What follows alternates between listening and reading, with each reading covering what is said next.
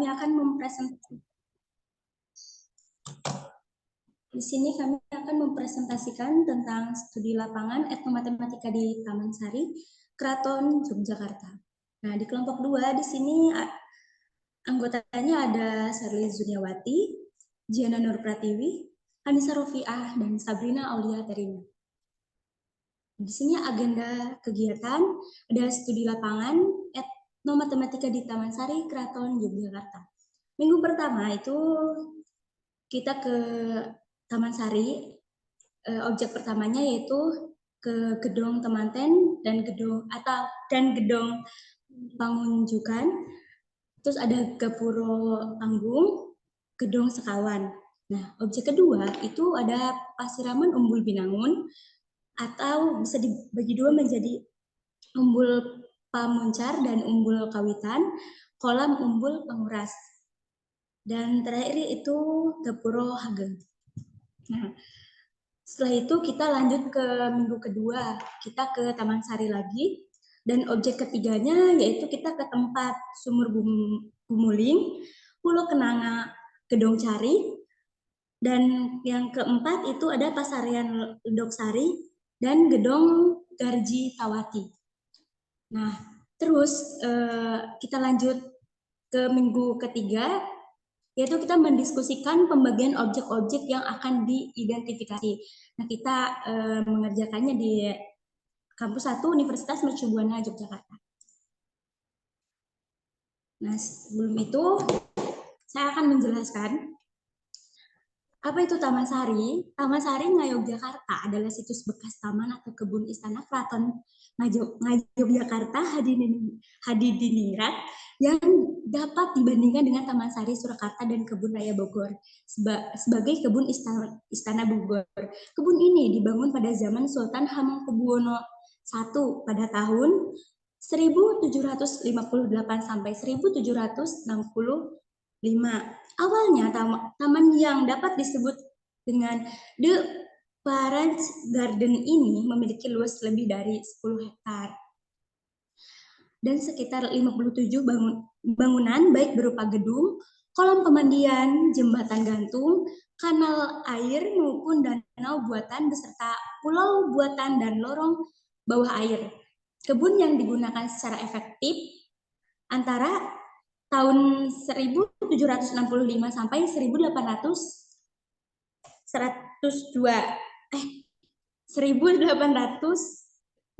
ini pada mulanya membentang dari barat daya kompleks Keraton sampai tengah kompleks Magangan. Nah, konon Taman Sari dibangun di bekas Keraton Lama, pengarahan Garji Tawati yang didirikan oleh Susuhunan Pakubuwono II sebagai tempat istirahat kereta kuda yang akan pergi ke Imogiri. Nah, saya lanjut di sini ada tempat-tempat yang kita kunjungi tadi, objeknya yaitu yang pertama Gapuro, Temanten, dan Pangunjukan. Nah, di sini bisa dilihat gambarnya. Pangunjukan. Sini bisa dilihat, ya, di sini ada bangun datar persegi panjang, setengah lingkaran, segitiga, bangun ruangnya ada prisma segitiga dan balok. Sebelum itu Gapuro Temanten, di dekat gedung Pangunjukan terdapat dua bangunan identik yang disebut dengan Gedung Temanten. Gedung ini diibaratkan seperti sepasang pengantin atau temanten. Gedung pengantin berfungsi sebagai tempat tiket jaga abdi dalam. Nah, terus di sini ada objek kedua yaitu gambar kedua yaitu Gapuro Panggung. Gapuro Panggung ini terletak di sebelah timur Gedung Sekawan yang terdapat sebuah bangunan yang berfungsi sebagai gerbang. Di bagian atas dari gapura ini terdapat sebuah panggung menghadap ke barat, tempat raja duduk mendengarkan bunyi gamelan atau menyaksikan pertunjukan di pelataran belakang gapura. Panggung ini dapat dicapai melalui tangga di sisi kanan maupun sisi kiri gapura. Masing-masing tangga ini dihiasi oleh relief atau patung naga yang merupakan sengkalan Mamat Catur Naga rasa tunggal menunjuk pada tahun 1684 Jawa atau 1758 Masehi. Gapura ini kini menjadi pintu masuk bagi objek wisata Taman Sari. Nah, di sini kita bisa melihat di gapura panggung ada bangun datarnya berupa trapesium sepuh-sepuh dan persegi panjang. Nah, di sini ada gambar ketiga yaitu Gedong Sekawan.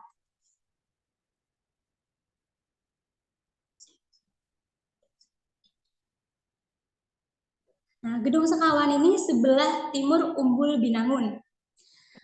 Terdapat lagi sebuah halaman yang berbentuk segi delapan dengan 4 buah bangunan yang serupa. Bangunan yang disebut dengan Gedung Sekawan ini merupakan tempat istirahat Sultan dan keluarganya. Nah, di gambar yang ketiga ini, gambar Gedung Sekawan, terdapat bangun ruang yaitu balok dan 5 alas persegi. Baik, akan dilanjutkan dengan teman saya, Sherly Zuniawati.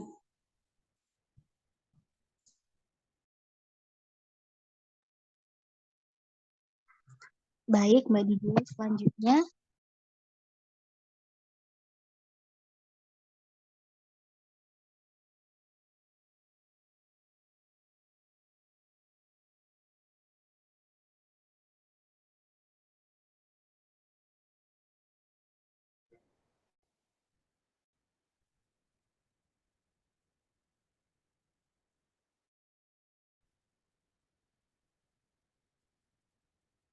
mohon maaf sebentar.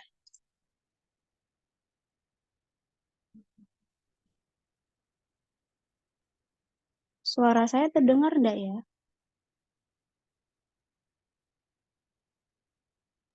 Ada saya kedengaran.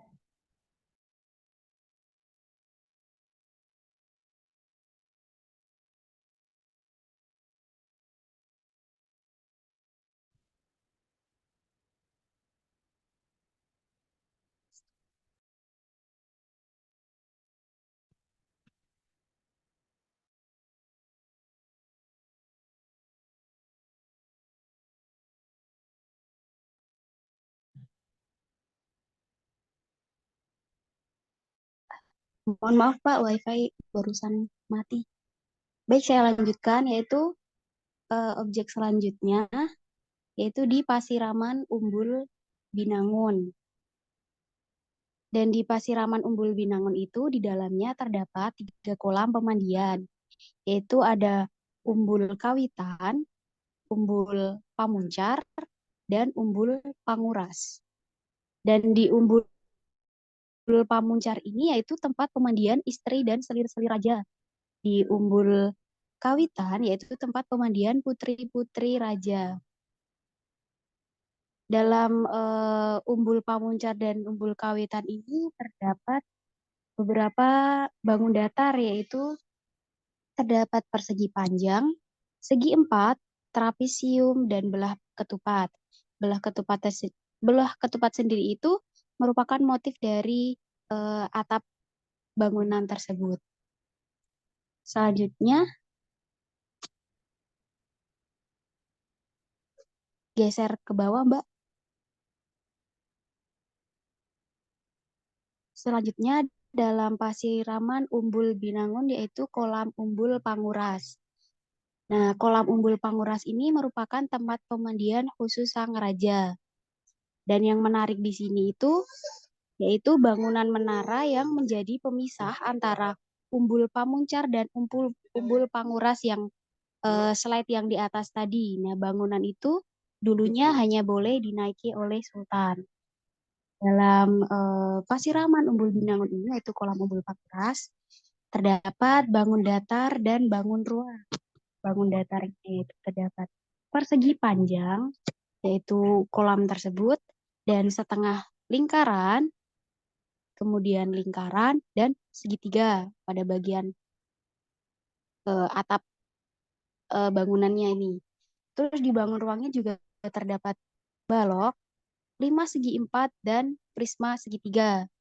Itu bagian yang menaranya tersebut itu prisma segitiga. Ya, selanjutnya dilanjutkan oleh Mbak Anis.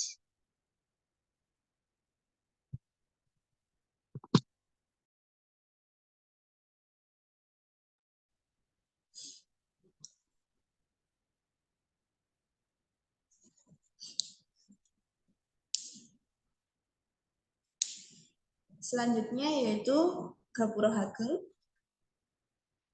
Gedung Gapura Hageng atau Gapura Agung dahulu merupakan pintu gerbang utama Taman Sari. Gerbang ini berhiaskan relief burung dan bunga yang merupakan candra sengkala lajering kembang sinesep peksi. Sengkalan memet tersebut menunjuk tahun pembuatan Taman Sari.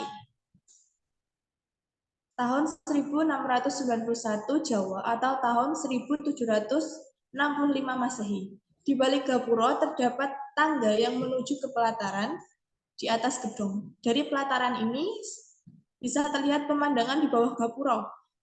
Pintu gerbang ini semula berhiaskan patung 4 ekor naga yang ekornya saling melilit. Patung ini merupakan sengkalan memet yang berbunyi catur nagara rasa tunggal, merujuk tahun 1684 sebagai tahun pendirian gapura tersebut. Pada bangunan Gapura Hageng ini terdapat bangun datar, yaitu persegi panjang yang terdapat pada pintu, dan juga seperempat lingkaran. Bentar saya zoom dulu. Seperempat lingkaran yang terdapat pada ujung Gapura Hageng. Di kelompok-kelompok setiap ini itu berbentuk seperempat lingkaran.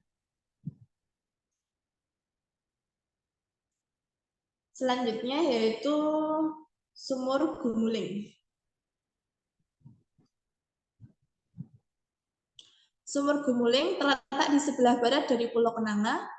Dari luar tampak sebagai menara bulat di tengah air. Bangunan ini berfungsi sebagai masjid dan hanya bisa dicapai melalui terowongan bawah air atau disebut urung-urung. Terdapat 2 buah lantai yang masing-masing memiliki ceruk di dinding yang berfungsi sebagai mihrab, tempat imam memimpin ibadah. Di pusat bangunan ini terdapat 4 buah undakan yang bertemu di tengah. Dari pertemuan undakan ini terdapat lagi satu tangga menuju lantai 2. Di bawah pertemuan ini, inilah terdapat kolam kecil yang dulu dipergunakan untuk berwudu. Pada bangunan Sumur Gumuling ini, pada 4 tangga yang bertemu itu terdapat segi 4 dan setiap undakan tangga itu berbentuk bangun ruang balok. Dan untuk bagian atas, dilihat dari luar kan tadi bangunannya adalah berbentuk ini lingkaran. Untuk dari bagian dalam untuk ke atas itu terdapat lingkaran yang terbuka, bangunan yang terbuka tidak tutupnya berbentuk lingkaran. Dan pada ujung undakan atau tangga ini terdapat setengah lingkaran.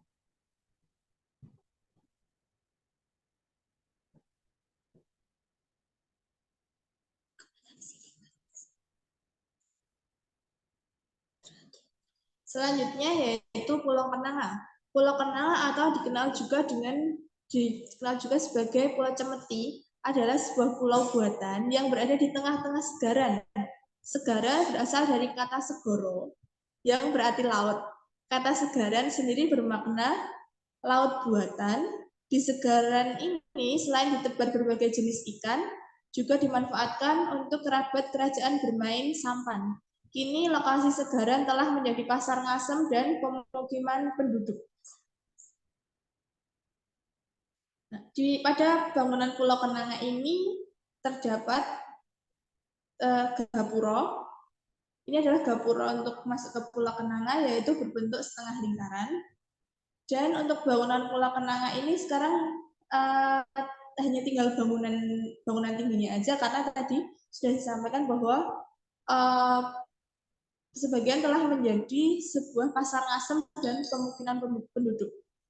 Di Pulau Kenanga ini didirikan sebuah gedung berlantai 2 yang dikelilingi tanaman kenanga atau Cananga odorata, dinamakan dengan gedung kenanga. Posisinya cukup tinggi, membuat orang dapat mengamati keraton Yogyakarta dari atasnya. Gedung inilah yang dari kejauhan tampak mengembang di atas air, sehingga memunculkan istilah istana air atau water castle. Di sebelah selatan Pulau Kenanga menyembul bangunan-bangunan kecil yang disebut dengan tajuk. Bangunan kecil ini adalah ventilasi udara untuk terowongan bawah air, jalan masuk menuju Pulau Kenanga tanpa menggunakan sampan. Dan untuk bangunannya tadi, untuk yang sekarang tinggal hanya bangunan tembok tingginya ini berbentuk persegi panjang. Untuk selanjutnya yaitu gedung Carik.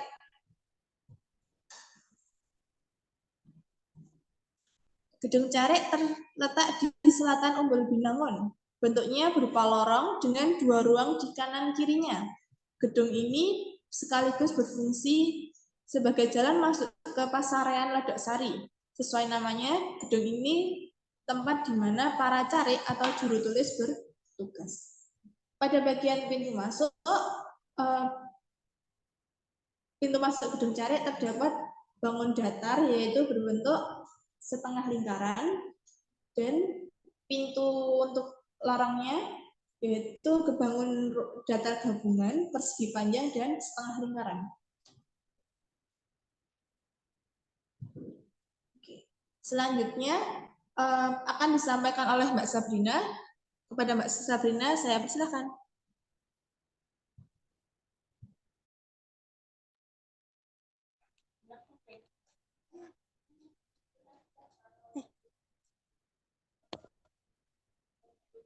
Baik, selanjutnya yaitu Pasarean Ledok Sari. Pasarean atau Pesanggerahan Ledok Sari adalah tempat di mana Sultan beristirahat. Ornamen ini didominasi oleh ornamen gaya Eropa, dan di dalam bangunan ini berbentuk U terdapat tempat tidur Sultan yang di bawahnya terdapat aliran air. Keberadaan alur aliran air dan ventilasi di bangunan ini menunjukkan teknologi pendingin alami yang memungkinkan suasana sejuk meskipun cuaca sedang panas. Pada Pasarean Ledok Sari ini terdapat bangun datar persegi panjang di bagian pintu dan jendela, dan juga terdapat belah ketupat pada motif atapnya. Dan bangun ruang yaitu terdapat balok. Balok yaitu bentuk keseluruhan dari bangunan Pasarean Ledok Sari tersebut. Kemudian yaitu terdapat prisma segitiga pada bagian atapnya.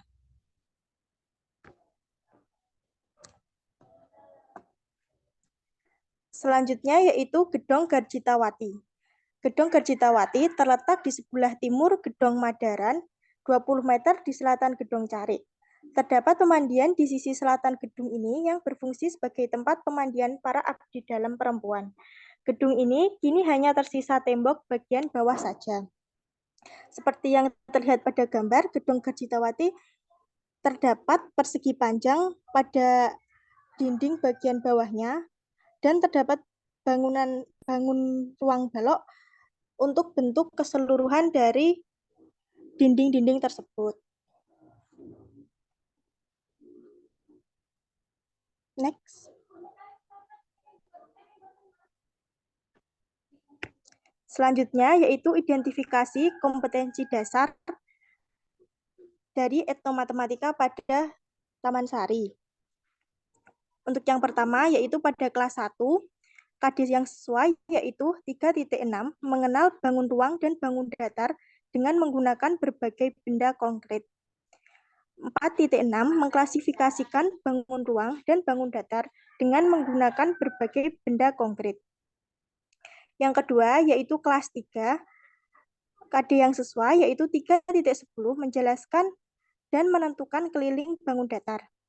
4.10 menyajikan dan menyelesaikan masalah yang berkaitan dengan keliling bangun datar. Yang selanjutnya yaitu kelas 6, KD yang sesuai yaitu 3.4 menjelaskan titik pusat, jari-jari, diameter, busur, tali busur, tembereng, dan juring. 4.4 mengidentifikasi titik pusat, jari-jari, diameter, busur, tali busur, tembereng, dan juring. Yang selanjutnya yaitu kelas 7, KD yang sesuai yaitu 3.11 mengaitkan rumus keliling dan luas untuk berbagai jenis segi 4, persegi panjang, belah ketupat, jajar genjang, trapesium, dan layang-layang, serta segitiga. 4.11 menyelesaikan masalah kontekstual yang berkaitan dengan luas dan keliling segi 4, persegi panjang, belah ketupat, jajar genjang, trapesium, dan layang-layang, serta segitiga. Untuk kelas 8, KD yang sesuai yaitu 3.6 menjelaskan dan membuktikan teorema Pythagoras dan triple Pythagoras. 4.6 menyelesaikan masalah yang berkaitan dengan teorema Pythagoras dan triple Pythagoras.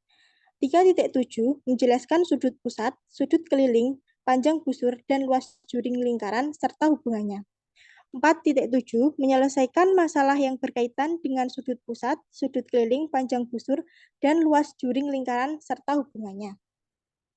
Sekian presentasi dari kelompok kami. Terima kasih atas perhatiannya. Wassalamualaikum warahmatullahi wabarakatuh.